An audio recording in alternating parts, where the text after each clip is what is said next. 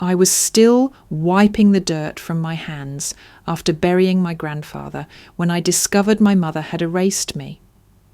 She threw away my clothes, my journals, even the quilt he gave me, and handed my bedroom to her stepdaughter like I had never existed. They thought I would stay silent, like always. But what they didn't know was that Grandpa left me the entire house in his will. That secret changed everything. I packed their bags, set them by the door, and waited. What happened when they walked in was nothing like the reaction you're imagining now. When I drove back from the funeral, the house looked exactly the same. The front yard was still trimmed, the porch light still flickered like it always did, and from the outside anyone would have believed this was a home wrapped in peace. My grandfather's car was still parked where he'd left it months ago, untouched like a monument to him. For a brief second, I let myself believe maybe, just maybe, this house would still hold me the way he always had. Inside, I was greeted with smiles that didn't reach anyone's eyes. My mother kissed my cheek with a softness that felt rehearsed, not real. "You must be tired," she said, smoothing my hair like I was a child again. My stepfather gave a polite nod from the couch, remote still in his hand, as if my return was a minor interruption. And then there was Jessica, the stepdaughter. She bounced down the stairs with a sparkle in her eyes and a phone glued to her hand, acting as if nothing tragic had happened. For a moment, I wanted to scream that I had just buried the man who raised me, but no one asked how the service was. No one mentioned his name. The silence about him was deafening. I swallowed it because I had learned long ago that in this house, grief was inconvenient. Jessica was chattering about her new project, waving her phone at me. I tried to brush past her and head upstairs to the only place that had ever felt like mine. But halfway up the staircase, I froze. Her voice carried behind me, exaggeratedly cheerful. "Okay, guys, are you ready? Welcome to my room makeover reveal." I turned back in shock. She was live streaming. On the screen behind her, my bedroom door stood wide open, and inside, where my journals once stacked neatly, where the quilt Grandpa stitched for me lay across my bed, was a completely transformed space. Pink curtains, fairy lights, a vanity desk. My room. The comments flooded across her phone. "So cute. OMG new room goals." She twirled in front of the camera, soaking in the validation of strangers, while my entire existence was erased in real time. I couldn't even breathe. I forced myself upstairs, but when I opened the garage door later, my knees nearly gave out. Boxes, my boxes, were stacked carelessly like trash, clothes spilling out, books warped from damp concrete, my college diploma cracked in its frame, and the quilt, the one that smelled faintly of cedar from Grandpa's chest, stuffed into a garbage bag like it was nothing. I clutched it to my chest, shaking. "Mum?" My voice was raw when I called for her. She appeared in the doorway, already rolling her eyes. "Claire, don't be dramatic," she sighed. "Jessica needed a proper room. You're grown. You don't live here full-time anymore. Don't you think it's selfish to cling to space you barely use?" Selfish. The word slammed into me like a punch. My throat burned. "You threw away my life while I was burying Grandpa." Her expression hardened. "Don't twist it. It's just things. You're making this about yourself again. You've always been like this." Gaslighting, smooth, practiced, deadly. She made me doubt my own grief, my own right to feel wronged. For years I had swallowed that poison, but standing there with the quilt in my arms, I felt the sting sharper than ever. My chest ached with the urge to fight back, yet I couldn't form words. Instead, I retreated, biting down on tears until they blurred everything. I climbed back over the piles of my discarded life and crouched low, needing to hide from them, from myself. And that's when I saw it, between two broken boxes, a torn envelope, my grandfather's handwriting across the front, his firm, slanted letters spelling my name. My pulse spiked as I pulled it free, the paper rough beneath my fingers. The seal was ripped as if someone had tried to open it and then tossed it aside. I held my breath. My heart pounded so loudly I thought the whole house could hear it. What had he written to me? Why was it hidden here, thrown out like garbage? I wanted to rip it open immediately, but footsteps echoed down the hallway. Jessica's laughter, my mother's voice. I froze, clutching the envelope against my chest.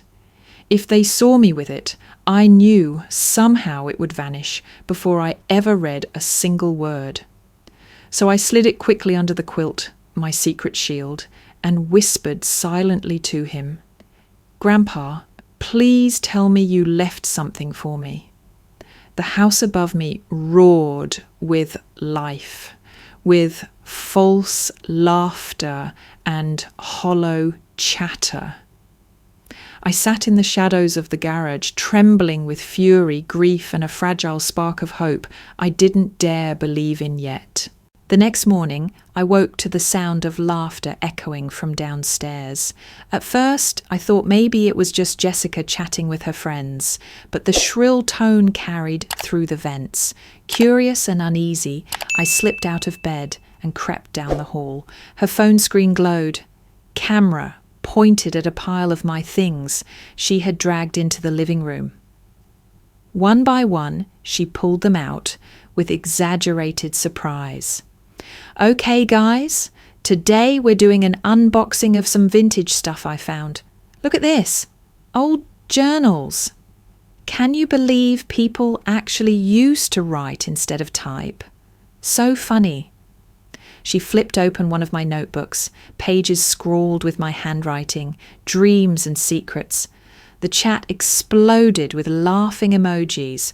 I wanted to storm in, rip it from her hands, scream that those words were mine, not entertainment for strangers.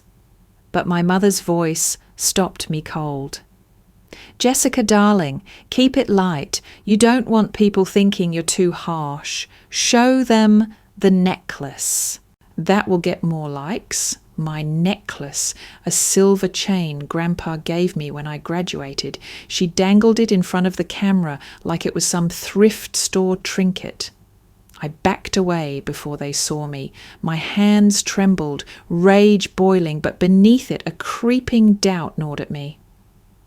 Maybe Mum was right, maybe I was overreacting. They always told me I was dramatic, selfish, too sensitive. And if I had really mattered to them, wouldn't they have included me?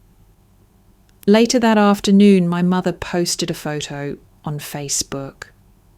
The three of them smiling in front of the fireplace, arms wrapped around each other.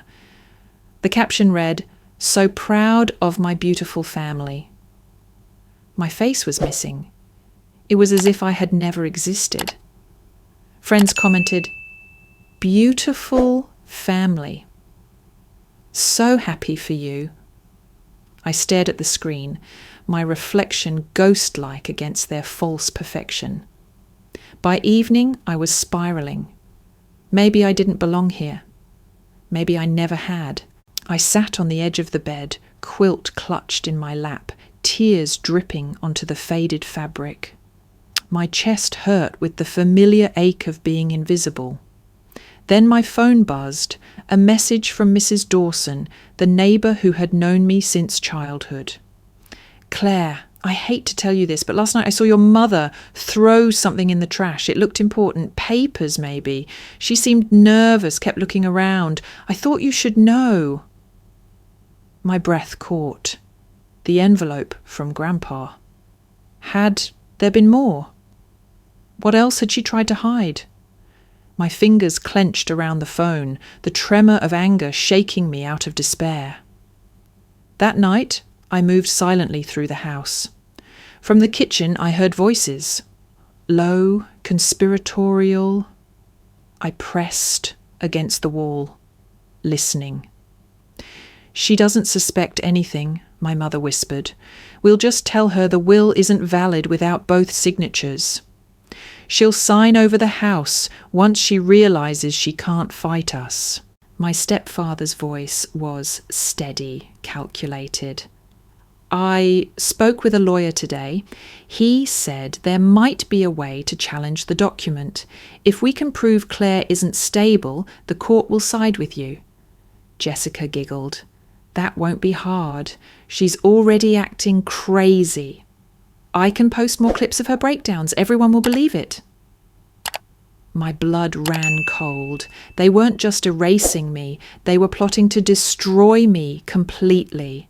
To strip me of the only thing Grandpa had left me, the only piece of him still alive. I pressed a hand to my mouth, holding back a sob. For years I had been the scapegoat, the one blamed for every problem, but this was different. This was war. The conversation continued, voices dripping with greed and certainty.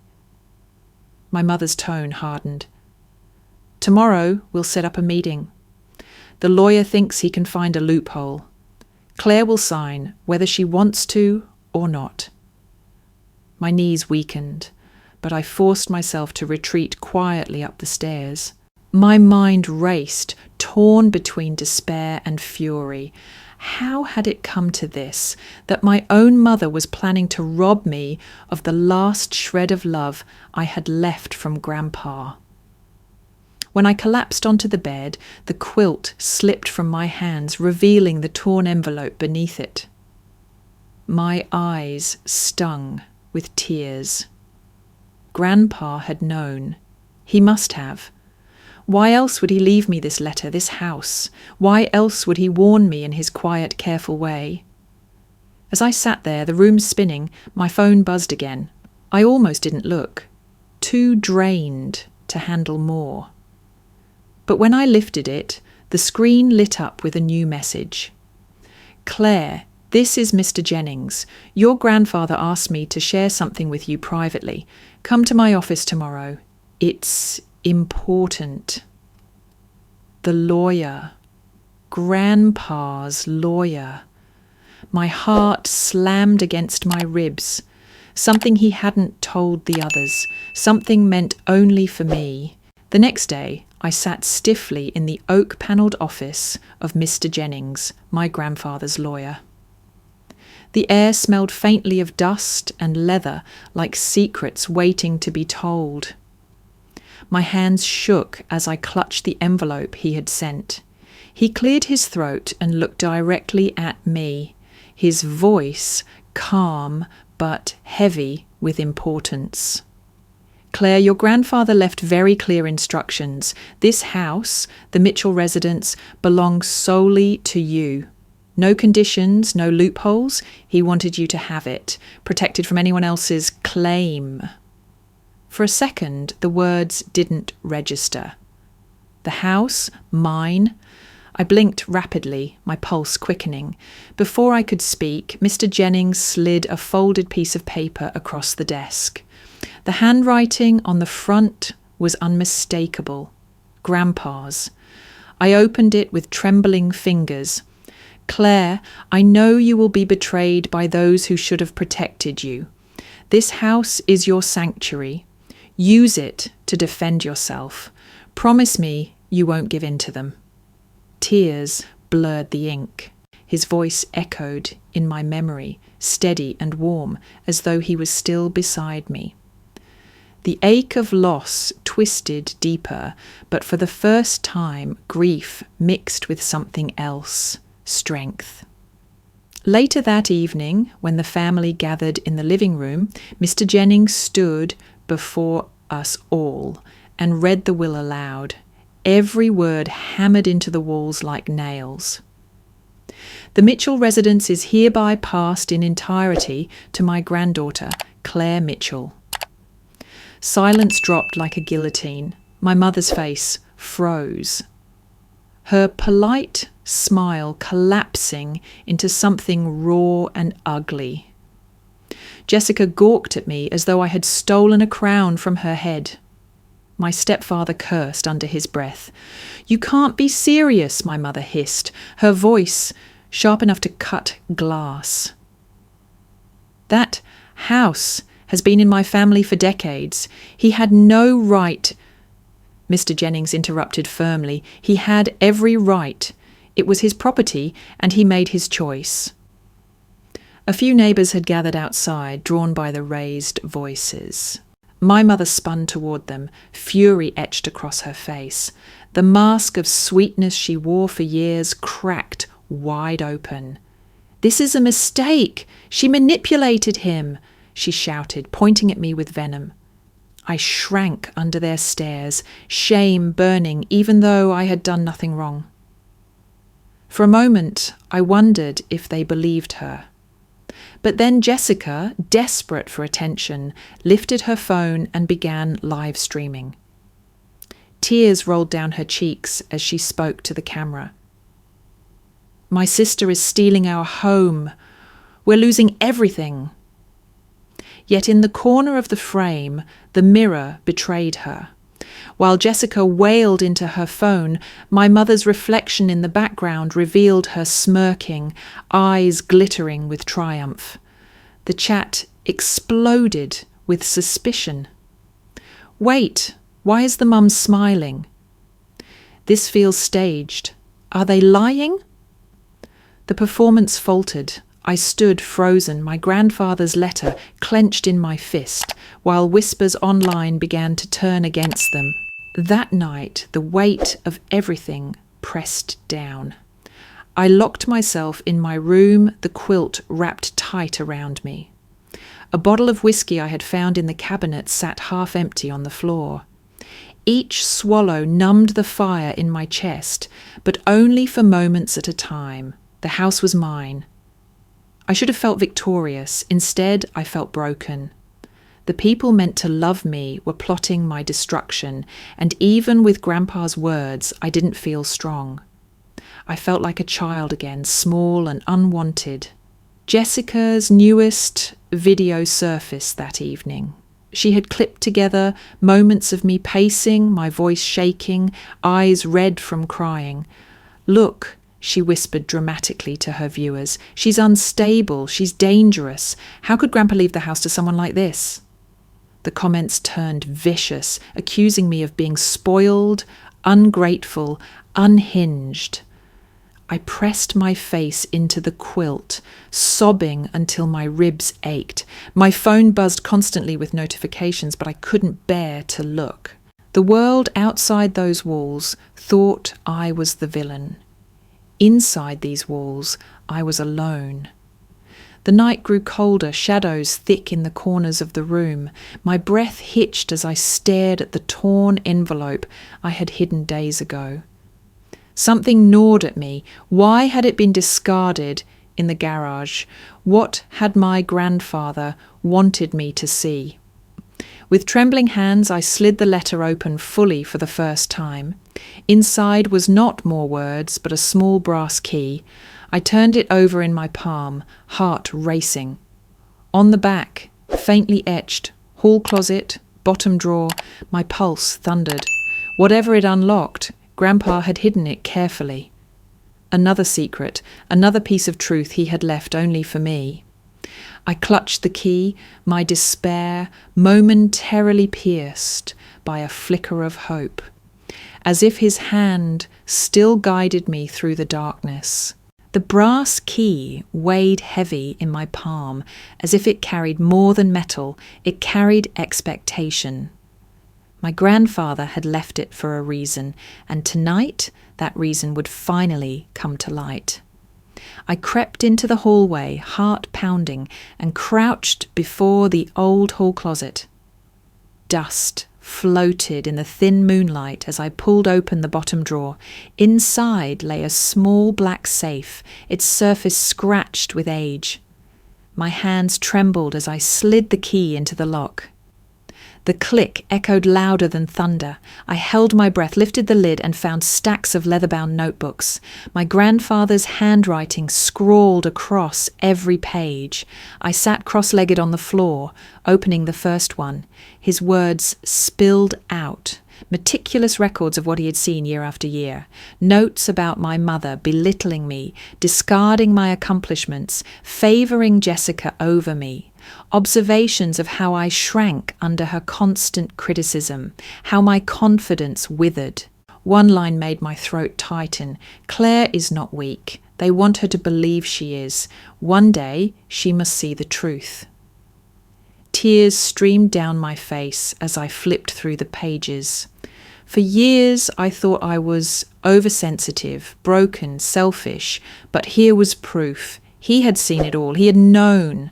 The gaslighting hadn't twisted me into madness. It had only blinded me to the cruelty that was always there.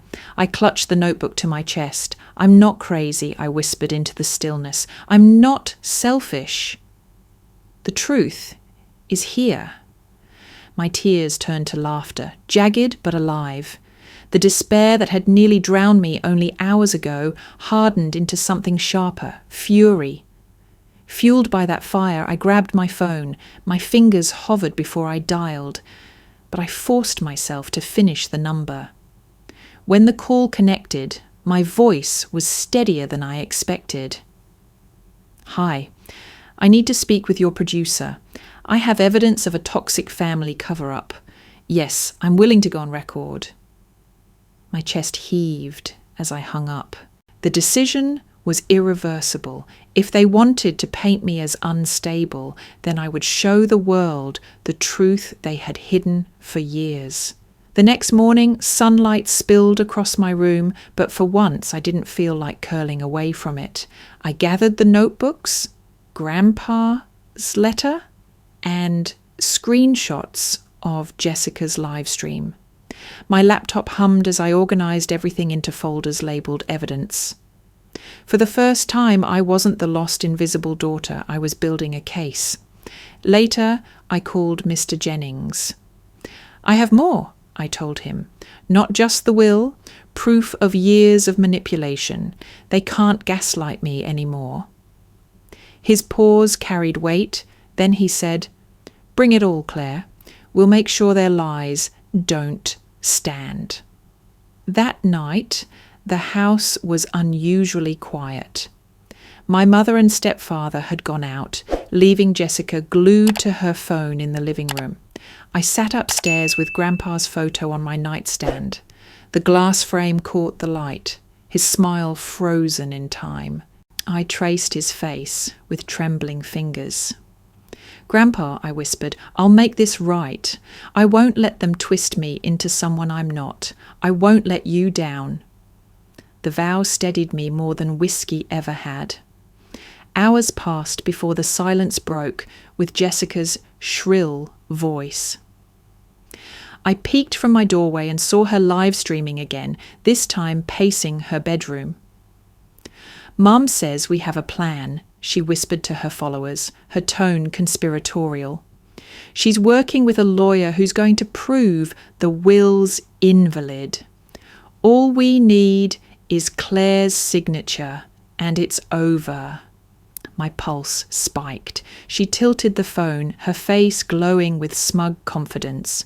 "Mum's already drafting fake papers. She says Claire will never know what hit her." She laughed, oblivious that the live stream caught her mother's voice faintly in the background, coaching her.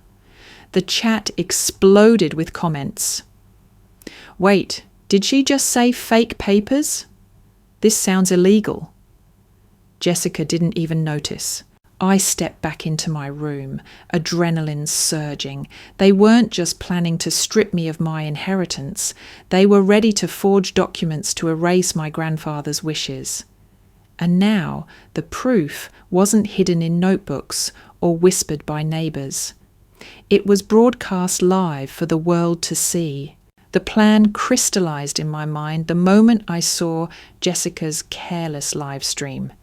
They wanted to erase me, but this time I would not hide. I would not cower in the shadows. Grandpa had left me weapons of truth, and I was ready to use them. By morning, I had packed. Not my own things. I had already been stripped of so much, but theirs. My mother's designer shoes, my stepfather's golf clubs, Jessica's endless piles of clothes and ring lights. Everything was folded or stuffed into suitcases, dragged one by one to the front door. My arms ached, but the fire inside me burned stronger with each bag dropped on the mat. Then I called Mrs. Dawson, the neighbour who had warned me before. "Can you come by around 5? I need witnesses," I said, my voice steady. She hesitated only a moment before replying, "I'll bring my husband. You don't have to face this alone." When the sun began to dip, the Dawsons stood quietly on the porch, phones ready. I nodded to them, heart thundering, and waited. The sound of a car in the driveway made my pulse leap. The door creaked open, and my mother stepped inside, Jessica close behind, phone already in hand. Their eyes fell on the luggage lined neatly at the threshold. "What is this?" my mother spat, her voice already climbing into hysteria. I straightened my shoulders. "It's your things, all of them. You're leaving." She lunged toward me, face twisted with outrage. "You ungrateful brat. After everything I've done for you—" I cut her off, my tone calm, cold, but not cruel. "Grandpa left this house to me. Every paper, every signature, every piece of evidence proves it. I'm not throwing you out, Mother. I'm carrying out his wish." Her eyes flickered toward the neighbours standing silently on the porch, recording everything. Panic laced her fury now. "This isn't fair. You can't do this to your own family." Jessica shoved her phone into my mother's hands. "Cry, Mom," she whispered urgently, already aiming the camera. "We'll stream it. People will side with us." And just like that, my mother collapsed onto the stairs, sobbing dramatically for the lens. Jessica whispered between crocodile tears, "My sister is cruel. She's destroying us." The live stream caught everything, their trembling voices, the suitcases at their feet. The neighbours murmuring in the background. For a moment, viewers flooded the chat with sympathy. How could she kick out her own mother? Heartless, but I had been ready. With one tap, I uploaded screenshots of Jessica's confession, the video where she bragged about fake papers, the diary entries from Grandpa describing their cruelty. My voice was steady as I spoke directly to the camera. "This is the truth. I buried the man who raised me, and while I was at his funeral, they threw my life into garbage bags. He left this home to me because he knew this would happen. I'm not stealing. I'm protecting what he gave me." The comments shifted like a tide. "Wait, receipts don't lie." "She has proof."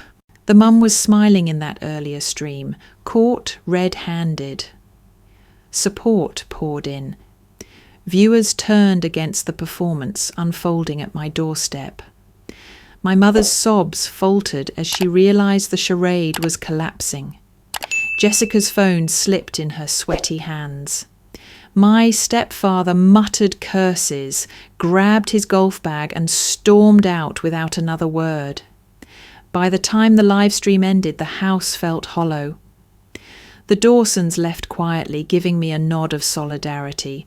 My mother sat hunched on the stairs, tears real now, stripped of the audience she craved. Jessica scrolled frantically through her phone, watching her follower count plummet. Within hours, the backlash online was brutal. Toxic family exposed. Justice for Claire? Hashtags spread like wildfire. Jessica's sponsors pulled their deals, her account suspended after thousands reported her for harassment. She slammed her phone against the wall, screaming that I had ruined her life. But for once, the noise didn't pierce me. I stood in the centre of the living room, breathing in the silence that finally belonged to me.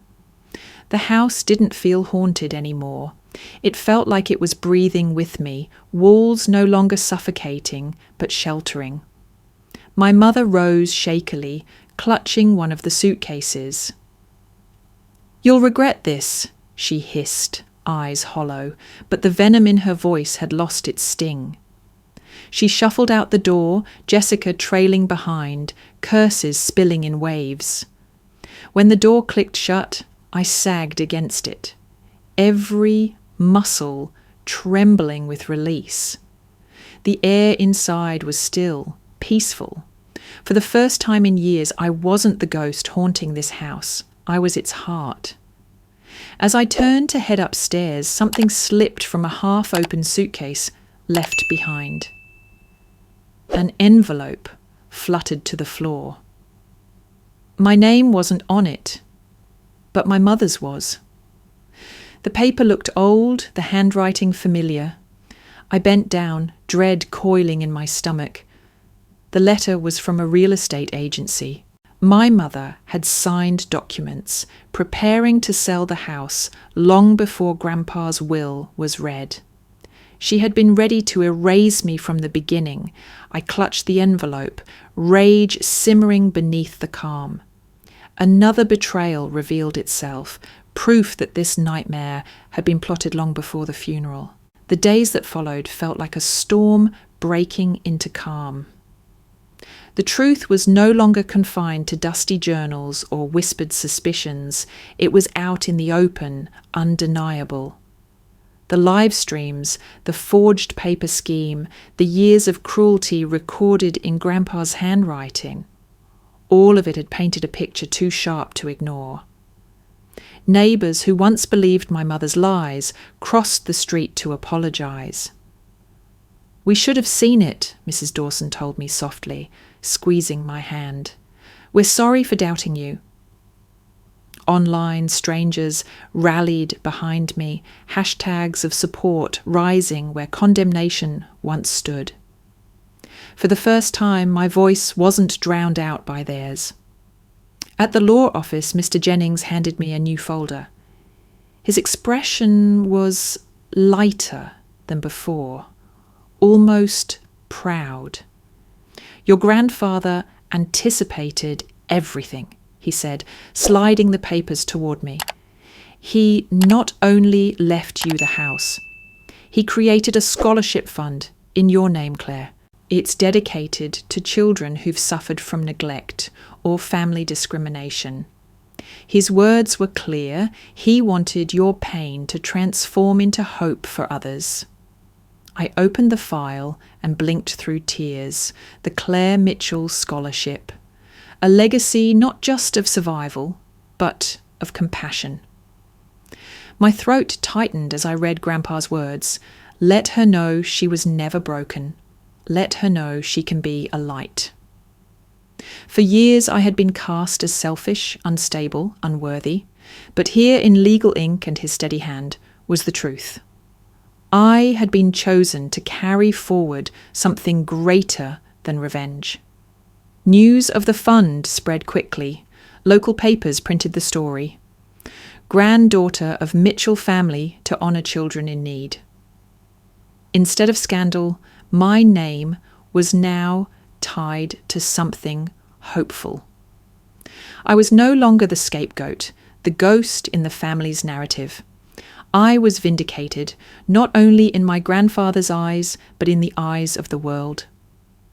The house felt different now. Without their presence, the walls breathed again. I painted over the pastel pink Jessica had splattered across my old room and hung Grandpa's quilt at the foot of the bed. Each corner I restored was a reclamation of self. Still, the silence could be heavy.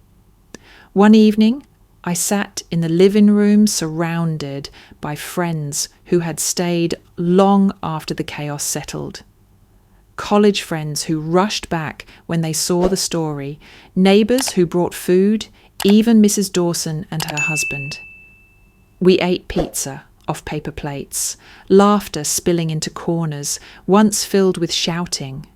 For the first time, the house was full of warmth that wasn't a lie.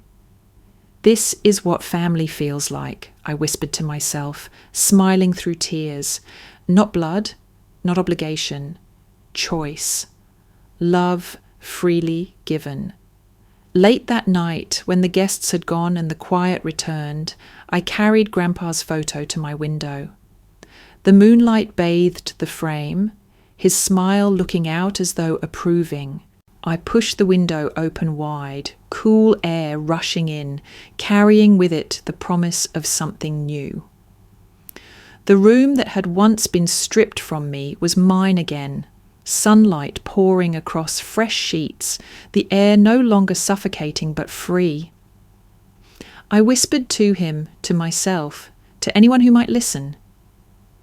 The sweetest revenge isn't dragging them into the dark.